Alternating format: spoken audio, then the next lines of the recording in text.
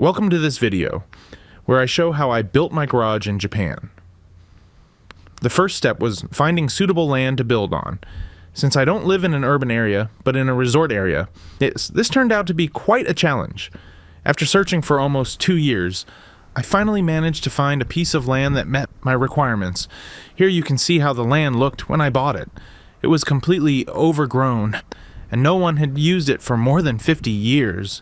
The main plant covering the land was sasasa, also known as bamboo grass.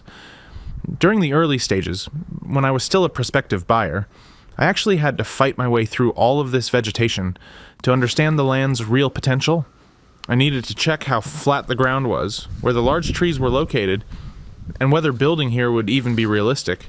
For example, on one side, I discovered that the neighboring properties had been using part of the land to put green waste. Probably this came from the backside of the land, as it was surprisingly well maintained. I had several important requirements for the land. First, it needed to be in a quiet location. Second, it had to get plenty of sunshine throughout the day, so that it would not be too cold during the winter as it is high altitude area. It also needed to be large enough to park several cars in addition to the garage itself. And finally, good road access was essential. This land actually met all of those requirements.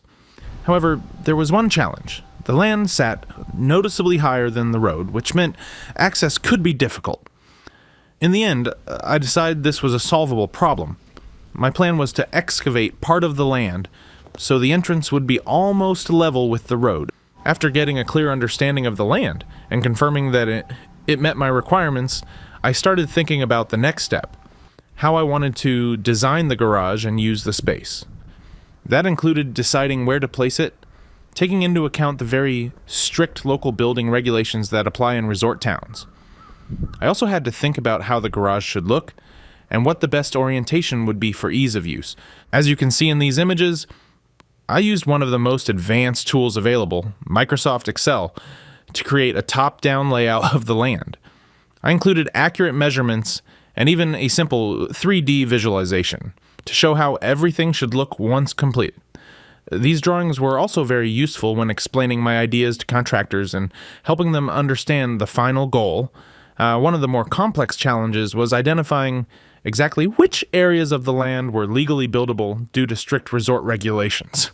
In the end, this is the concept I came up with, and as you can see, it's actually quite close to the final result. That was it for this video.